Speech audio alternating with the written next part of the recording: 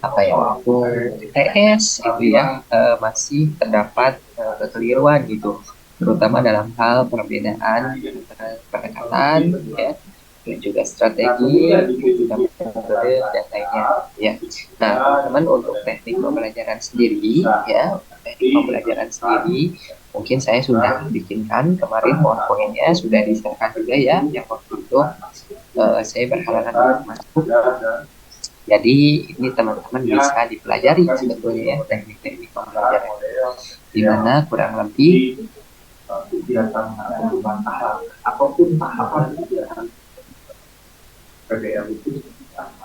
Nah, ini hanya ada 8 ya, tapi teman-teman juga kalau menemukan teknik lainnya bisa gitu. Yang pertama itu dramatisasi ya, teman-teman melihat lingkungan sebagai sumber belajar, jadi memanfaatkan kira-kira ya benda biasanya, kalau misalkan biasanya bisa ke numeri, numerasi ya, atau keterampilan berhitung, juga geometri juga bisa ya. Ini nyambung ke dramatisasi. Yang selanjutnya teman-teman menggunakan teknik alat bantu fisik. Nah, alat bantu fisik itu kan biasanya kalau misalkan menghitung di kelas 1 2 pakai tangan gitu ya, dan di mana alat bantu fisik ini diperlukan ketika mengajar matematika. Yang selanjutnya itu permainan ya. Jadi usahakan ketika teman-teman tahu beberapa ragam teknik ini, teman-teman mengajar matematikanya tidak ngasih rumus lalu kasih soal, kasih rumus kasih soal, tidak seperti itu ya. Tapi ada ya, buat aja matematika itu yang menyenangkan gitu, menyenangkan, di ada permainan dan lainnya. Jadi si siswa itu terbentuk ke sampai dewasa, dia tidak keklaim bahwa matematika itu sulit ya, bahwa matematika itu rumit. Jadi ya bawa enjoy aja ya. Terus yang selanjutnya penggunaan benda konkret ya, ini sama seperti alat bantu fisik. Tapi kalau fisik itu melibatkan langsung anggota tubuh ya, kalau benda konkret itu yang memang dimodifikasi ya, untuk simulasi kejadian nyata ya. Seperti kalau misalkan apa ya, kalau misalkan teman-teman itu suka ada papan yang dari apa namanya, dari aqua ya, kayak gitu kan ya, itu. Yang selanjutnya cerita siswa ya, jadi diharapkan cerita siswa ini menjadi bahan ya, bahan stimulus gitu, agar matematika ini bisa klik dengan apa yang sudah dialami oleh siswa ini. Selanjutnya pemecahan masalah. Nah, ini diharapkan munculnya di kelas-kelas tinggi, di kelas-kelas sudah juga nggak apa-apa. Tapi jangan terlalu, masalahnya jangan terlalu besar ya. Masalahnya itu ya cukup kayak film Pororo untuk si Edi, kalau teman-teman suka lihat. Jadi masalah-masalahnya itu ya masalah-masalah yang simpel. Kalau untuk kelas rendah, kelas tinggi pun demikian. Dan usahakan masalah-masalah itu yang dialami ya. Nah, yang selanjutnya teman-teman ya, penggunaan berbagai strategi ya, teknik, terus juga penggunaan teknologi. Nah, teman-teman kan sekarang udah pinter tuh bikin Kahoot, bikin Scratch ya, dan Playground, GeoGebra, terus juga Slido dan lainnya. Nggak signifikan manfaatnya biasanya itu asesmen. Dan jadi usahakan asesmen matematika di sini ya jangan berupa soal terus, tapi ada hal-hal yang memang berupa praktik selain soal secara tertulis gitu ya. Nah, itu mungkin teman-teman. Terus juga waktu itu kalau tidak salah ada yang belum ini ya, belum presentasi, tapi nggak apa-apa, kita skip aja mengingat waktu. Nah, ini saya sedikit berbagi terkait dengan RME ya. Nah, harapannya teman-teman tahu RME itu seperti apa. Nah, teman-teman, RME ini tepat dipandang sebagai pendekatan ya, lebih tepatnya. Tapi ada beberapa orang yang memang menganggap ini model pembelajaran. Sebetulnya sah-sah saja ya, ketika misalkan keduanya memiliki argumen masing-masing. Namun menurut yang saya sudah pelajari, RME ini merupakan suatu pendekatan yang khusus diciptakan untuk mata pelajaran matematika. ya. Ini awal mulanya itu muncul dari Belanda, teman-teman. Nah, eh, sejarahnya itu RM itu dari Belanda ya, di mana di Belanda itu Utrecht University kalau tidak salah yang memang mengembangkan RME ini. Nah, adapun di sini itu sebetulnya awal dasarnya ya, Belanda ini ingin merubah atau mereformasi kebermaknaan matematika dan kesadaran kesadaran matematika sebagai aktivitas manusia. Nah, jadi kalau misalkan dulu ya, sama di Belanda juga sama dengan kita tuh, terutama ketika waktu dulu saya belajar gitu ya, waktu belajar di SD, saya masih ingat kalau saya amati itu guru saya waktu di SD ya tidak salah-salah amat gitu, tapi kebanyakan itu kasih rumus soal, dan lainnya. Sehingga siswa itu tidak tahu matematika ini gunanya untuk apa, ya, fungsinya untuk apa, dan lainnya. Nah, ini sejarahnya dicetuskan ya, pencipta RME ini yang pertama oleh Oriental ya, dilatar belakangi oleh adanya pergeseran paradigma pembelajaran matematika ya, yang dulu itu bersifat mekanistis, yang dirubah menjadi realistis. Mekanistis itu seperti apa? Mekanistis itu ya menganggap manusia itu seperti robot. Jadi ketika sudah tahu formulanya ya teman-teman harus bisa mengerjakan soalnya itu ya. Itu adalah mekanistis. Nah, beda dengan pendekatan matematika realistis. Nah, berkembangnya instruksi matematika realistis dalam pembelajaran rangkaian dasar, pecahan, rasio, dan lainnya. Nah, di sini di tahun 80, ini mulai kalau misalkan pertama ada perubahan reformasi dari yang dulunya kurikulum KSP jadi Kurtilas. Gitu. Nah, ini juga sama, 80. Si Utrecht University itu ngembangin, kira-kira pecahan tuh ngajarinnya seperti apa, rasio tuh ngajarinnya seperti apa. Nah, tahun 90-an, nah ini menyebar ya, sampai digunakan di 3/4 sekolah. Nah, tokoh-tokoh pengembang RME itu di bawah ini ya, terutama ini pengembang, ini pelopor. Kalau Fludental itu adalah pelopor. Pelopor itu yang menciptakan. Kalau yang mengembangkan banyak, ada Strickland ya, Van den Heuvel van Vezen, Greg Meyer, Travers, Edwin Stefford, Fred Geoffrey, dan lainnya. Nah, satu dari tokoh ini pernah saya temui waktu di UI. Nah, ini Van den Heuvel van Vezen, dia tuh masih hidup ya, maupun Mr. Greg Major juga masih.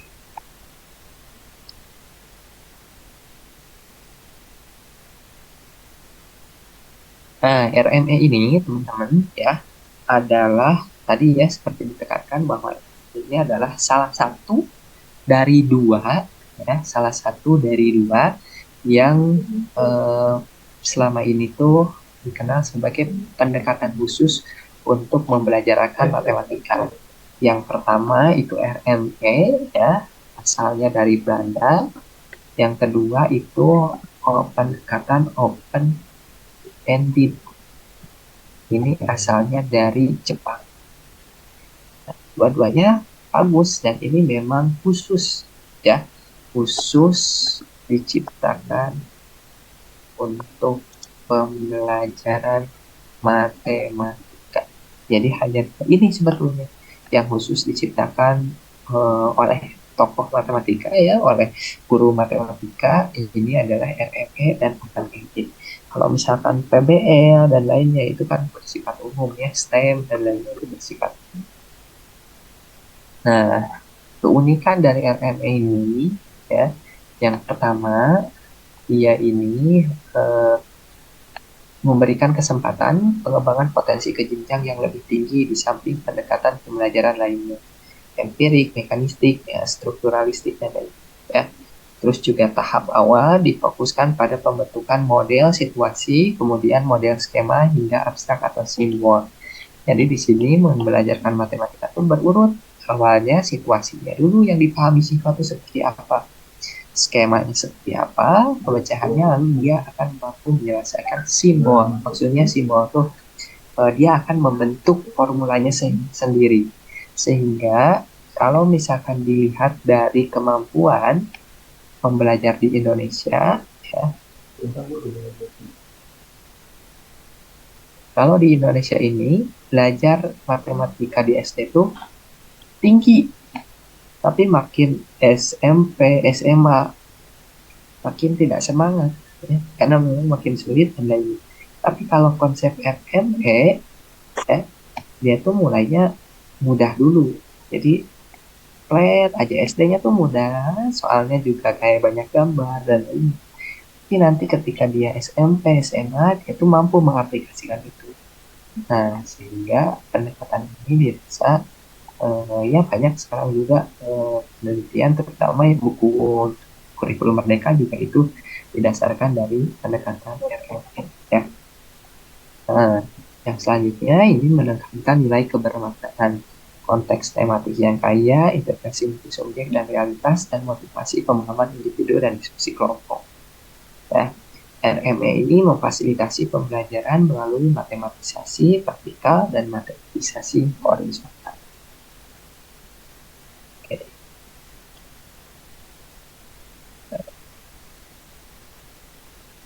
Konteks ini, teman-teman, Pak, apa bedanya antara pendekatan dengan pendekatan kontekstual? Kalau kontekstual itu konteksnya diumumkan, maksudnya apapun itu merupakan konteks umum, ya, masih bersifat umum, masih general. Adapun konteks yang dikembangkan dengan pembelajaran RNE ini ada 3. Yang pertama itu konteks nyata dalam kehidupan siswa. Konteks nyata dalam kehidupan siswa itu ya hal-hal yang memang dialami dari kehidupan siswa, seperti kalau misalkan jual beli, ya, dan lainnya, itu adalah konteks yang benar-benar dialami dalam kehidupan siswa. Yang kedua, konteks imajinasi yang dapat divisualisasikan.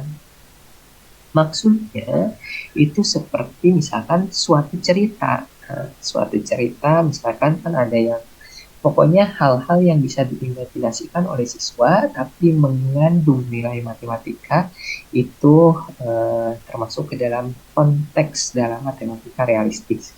Misalnya di sini ada yang mau bikin cerita atau ada yang suka cerita, ya, suka bikin cerita.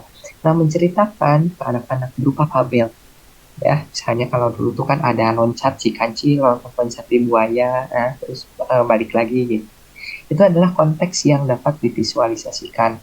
Atau kalau dulu tuh misalnya ada cerita, ada tiga ada tiga tiga manusia, ada 3 zombie, terus di tengah itu dia tuh mau menyeberangi pulau, cuma ada satu perahu, mas, perahu itu hanya dapat menampung 3, tapi dua ketika misalkan zombinya ada 2, satu manusianya, maka manusia itu akan dimakan.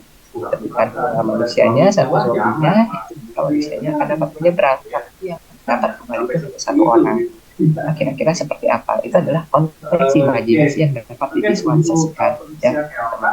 Yang selanjutnya itu konteks matematika formal yang memberikan kebermanfaatan formal yang untuk permauan seperti yang sama saja, misalnya kalau misalkan suhu, ya, dan lainnya, itu adalah formal yang masih bisa dimaknai oleh siswa.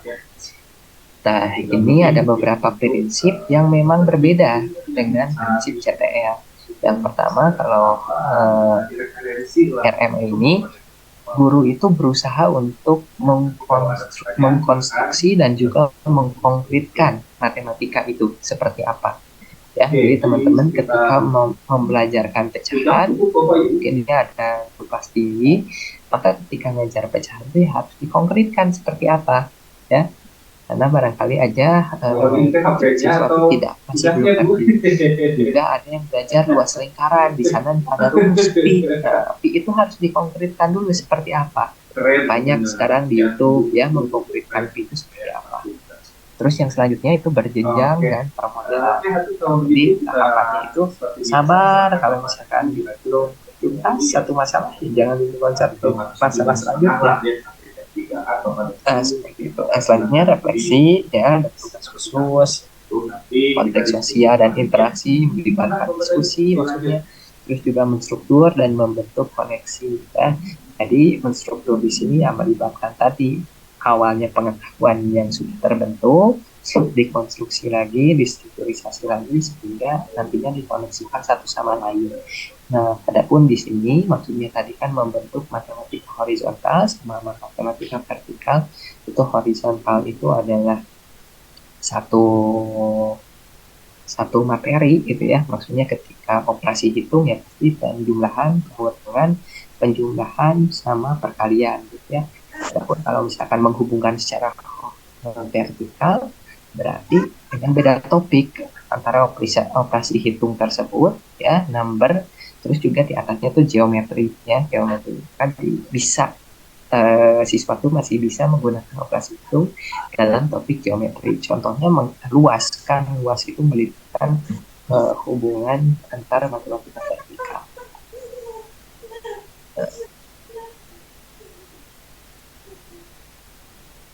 Ini dikembangkan menjadi prinsip terakhir adalah prinsip pembimbingan ya.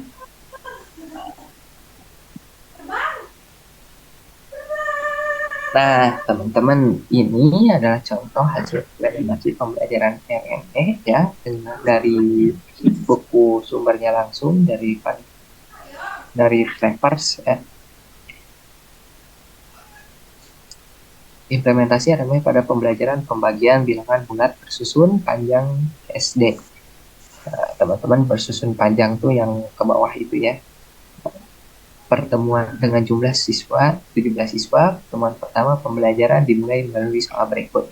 Nah, jadi satu pertemuan itu hanya membahas satu soal ini. Beda dengan waktu dulu saya belajar waktu sekolah, itu satu pertemuan itu rumusnya dikasih, ngerjain soalnya banyak. Nah, kalau RMI itu diawali dengan kasih aja soal seperti ini ke siswa. Ya, ini kalau misalkan ada hubungannya dengan PBL ya sama saja ya, tapi pengaplikasiannya lebih berbeda. Nah, yang pertama misalnya pada pertemuan pertama ini si guru nanya, kira-kira dalam konteks pertemuan wali murid ya, yang diadakan di sekolah akan diikuti oleh 81 orang tua murid. Nah, jadi kultur di Belanda itu ada sering rapat seperti ini. Bila 6 orang tua murid dapat duduk dalam satu meja bundar, ya, berapa meja yang dibutuhkan untuk pertemuan wali murid tersebut? Si siswa biarin aja, nggak perlu kasih rumus, nggak perlu apa-apa, dibiarin aja. Suruh berpikir, karena ini bentuknya cerita. Ya, itu pasti mulai, ya pokoknya mulai menyelesaikan dengan cara-caranya. Nah, adapun hasil jawaban dan strategi penyelesaian siswa, oke, 7 siswa menjawab seperti ini. Jadi ketika guru itu berkeliling, melihat bahwa 7 siswa ini melihat penyelesaiannya adalah dengan cara menjumlahkan atau kelipatan 6, 12, 18 atau menggunakan hafalan perkalian sehingga ditemukan berapa ya. Jadi perkalian dia jawab 6 tambah 6 tambah 6 tambah 9 dan lain. Jadi sampai logika atau sampai ke 81 itu ya, itu ada berapa 6 atau jika kelipatan ada berapa kali kelipatan tuh, atau perkalian dan berapa kali perkalian. Nah, itu 7 siswa masih menjawab seperti itu. Jawaban hasilnya benar, ya ada yang benar, ada yang salah, tapi kan dia sudah melalui proses ini. Tahapan berpikirnya sudah berkembang. Yang selanjutnya, 6 siswa ini pakai cara cepat. Pertama, mereka menghitung dulu 10 kali 6, 60 nih. Sisanya berarti 21. 21-nya tapi tadi pakai itu tuh penjumlahan. Oke, 21 kira 6 dan lainnya ya. Maaf ya, 21 betul ya, 6 dan lainnya. Oke, yang satu siswa menjawab fakta bahwa 6 kali 6 itu adalah 36 ya. Lalu 36 digandakan jadi 72. Kemudian dia menambah 2 meja. Oke. Berarti sisanya hasilnya berapa nih? 14 meja ya, kesimpulan. Satu siswa berpikir seperti itu. Tiga siswa hanya mencatatkan jawaban tanpa menuliskan proses penyelesaian. Jadi di sini yang mana yang benar? Semuanya benar ya kalau misalkan jawabannya benar. Tapi proses berpikir anaklah yang dihargai oleh guru. Ya, proses berpikir ini ketika dia cara menyelesaikan masalah itulah yang dihargai. Jadi di sini sebetulnya tidak ada rumus. Tidak ada rumus. Begitupun juga ketika misalkan mengajarkan luas dan lainnya, silakan aja dibiarkan dulu. Ya, itu nanti mereka akan ketahui. Ini adalah RM itu seperti ini ya, teman.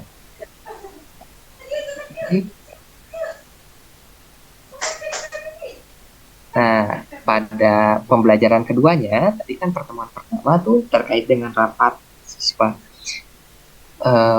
Pembelajaran keduanya ini masih sama, topiknya itu tadi masih sama terkait dengan ini ya, penjumlahan bilang pembagian ya, pembagian bilangan bulat bersusun panjang.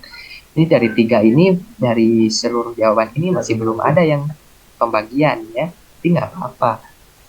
Nah, dikasih penguatan pembelajaran duanya, guru menjanjikan pembelajaran permasalahan lanjutan. Berapa teko kopi yang diperlukan untuk pertemuan wali murid tersebut? Ya, diketahui bahwa satu teko cukup untuk mengisi 7 cangkir dan tiap orang tua akan diberi 1 cangkir kopi. Nah, itu juga sama ya. Jadi semakin ke sini, tadi kan dievaluasi setelah pembelajaran ini, kira-kira menurut kalian mana yang lebih efektif ya, mana yang lebih efisien? Oh, ternyata ada yang pilih itu berubah. Oh, ternyata saya ngerasa tuh si siswa yang itu lebih efisien. Maka di sini ketika pertemuan dua dikasih konteks yang berbeda dengan konten yang sama, nah ini berubah.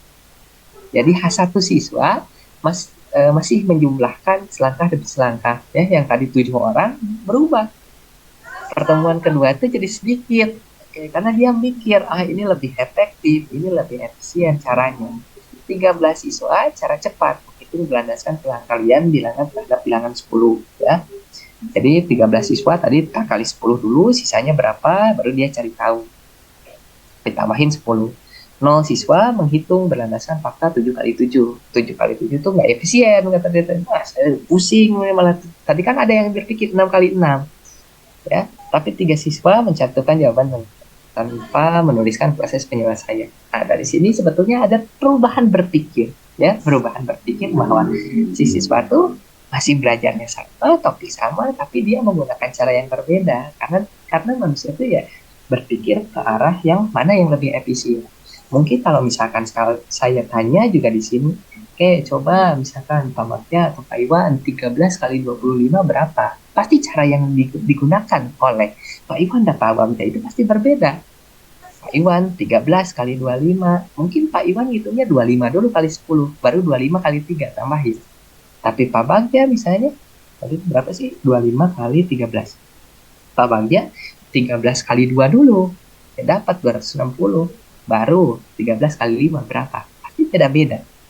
Nah, hal itu yang memang harus harus dijaga baik-baik teman-teman, karena memang sekarang juga kita yang udah dewasa aja dikasih pertanyaan seperti itu, kita tidak menggunakan cara yang dulu diberikan oleh guru, tapi kita mencari cara lain. Nah, disinilah poin penting bahwa mengajarkan matematika itu coba berikan ruang, coba berikan kesempatan agar siswa itu mencari tahu cara yang mana yang lebih efisien. Nah, ini yang diajarkan oleh pembelajaran RME. Ya, ini misalkan Pak Trisna, ini kalau misalkan kalau seperti ini gimana kalau misalkan ngajarin rumus lingkaran dan lainnya. Nah, ini teman-teman, ketika tadi balik lagi, ketika kalau misalkan kita sudah mulai mengajarkan dari kelas 1 SD, maka ini memang terasa lebih ya gini, pelaksanaan RM itu gini, flat aja rendah. Tapi ketika dia jadi SMP, SMA, itu akan naik pola pikirnya. Beda dengan kita kasih rumus ya, kasih rumus si siswa tuh udah kelihatan keren, wih anak udah bisa nyelesain rumus lingkaran dan lainnya ya. Tapi ketika nanti SMP SMA dia menurun Karena dia belum tahu, dia bukan diajarkan bagaimana cara berpikir, tapi dia hanya diajarkan cara mengimplementasikan suatu formula, ya. Jadi perubahan pendekatan mekanistis jadi realistis itu memang sulit. Tapi harapannya teman-teman mulai dari sekarang ya cobalah berubah aja sedikit-sedikit ya, terutama dalam kurikulum Merdeka ini memang dilihat dari bukunya pun sudah memberikan kesempatan untuk lebih leluasa gitu ya, lebih leluasa bagi guru untuk mengembangkan khususnya dalam tanda kutip pembelajaran matematika ya. Kalau pembelajaran lainnya saya kurang tahu, tapi karena pernah menganalisis pembelajaran matematika itu lebih leluasa dengan pembelajaran matematika.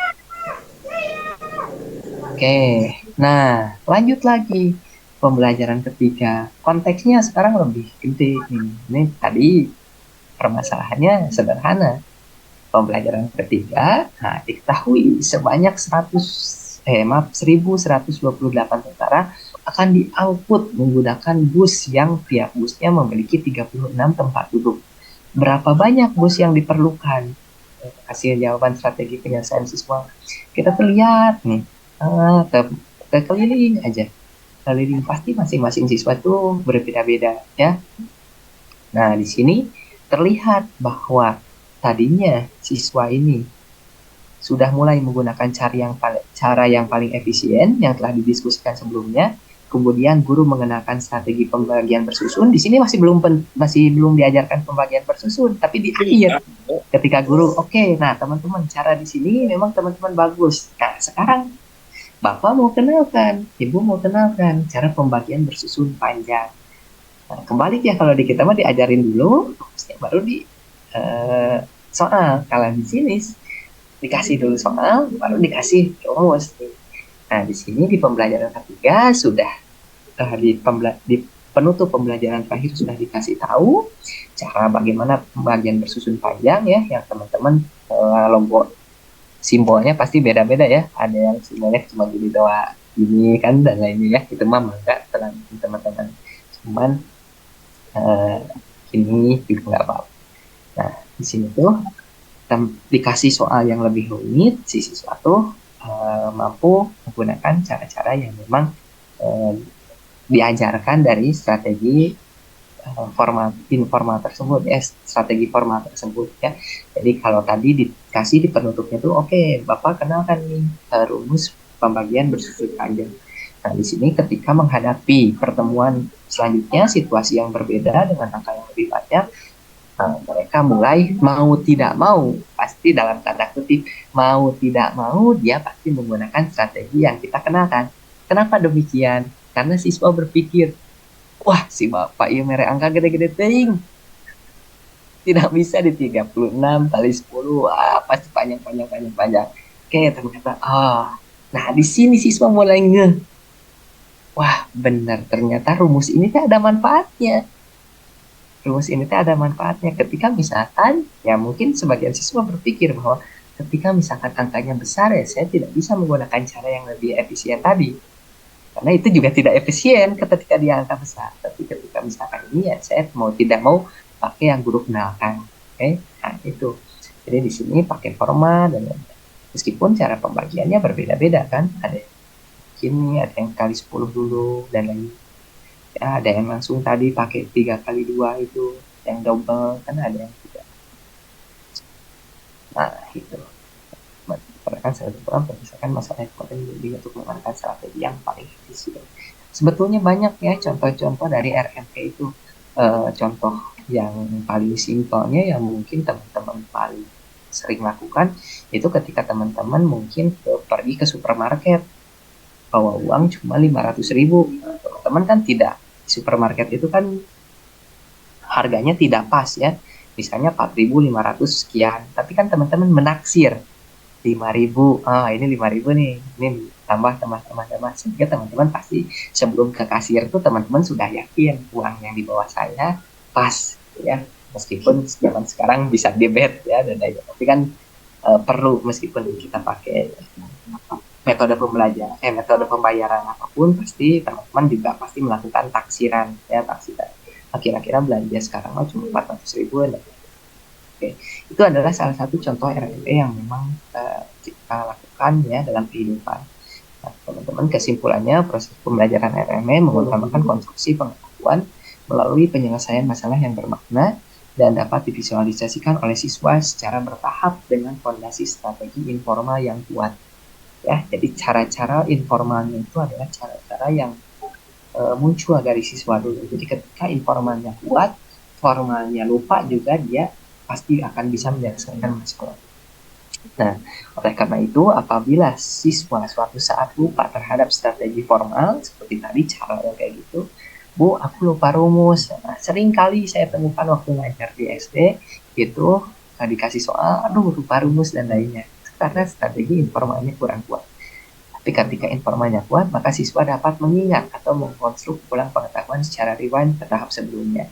Selain memfasilitasi proses belajar bertahap, formal, semi-formal, dan formal, RME memenuhi teori belajar biasa di mana pembelajaran ditujukan untuk konstruksi pengetahuan secara bermakna dengan harapan dapat mencapai zona perkembangan potensial melalui scaffolding atau bantuan dan ya. Oke, itu mungkin. Nah, ini adalah Prudental ini ya, kelompok dari RME. Mathematics must be connected to reality, stay close to children, and be relevant to society in order to be of human value. Nah, itu saja. Sampai sini teman-teman ada pertanyaan?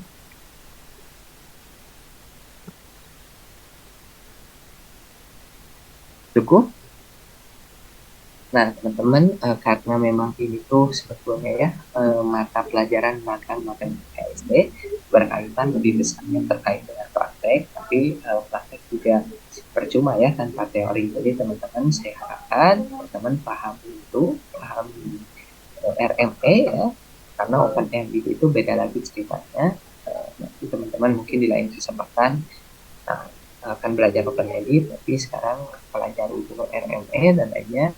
Mungkin kedepannya kita akan langsung ke lapangan saja. Jadi ke lapangan saja kan di sini ada beberapa guru yang mungkin sudah mengajar, coba nanti implementasikan RME ya. Itu untuk teknis-teknis pertemuan selanjutnya nanti akan kita akan lanjut ya. Oke, sampai sebelum ditutup ada pertanyaan? Tenang, saya nggak akan ngasih tugas dulu ke teman-teman karena saya tahu teman-teman lagi dikejar bikin instrumen ya. Kejar bikin instrumen, jadi sekarang mah pengenalan dulu RME. Harapannya teman-teman ketika tahu konsepnya seperti apa, ya ketika ngajar tuh yang mulai berubah. Ya. Ngajar tuh mulai berubah bahwa jangan dulu ngasih rumus, tapi biarkan dulu pikir, ngasih rumus tuh di akhir. Saya tahu kebermanfaatan dari rumus. Oke, cukup teman-teman? Cukup. Nah, siap. Ya, ada waktu 15 menit lagi. Silakan gunakan untuk tidur siang atau istirahat sejenak. Ya, terima kasih. Sehat selalu semuanya, lancar-lancar skripsinya ya. Assalamualaikum warahmatullahi wabarakatuh. Waalaikumsalam warahmatullahi wabarakatuh. Pak. Langsungnya.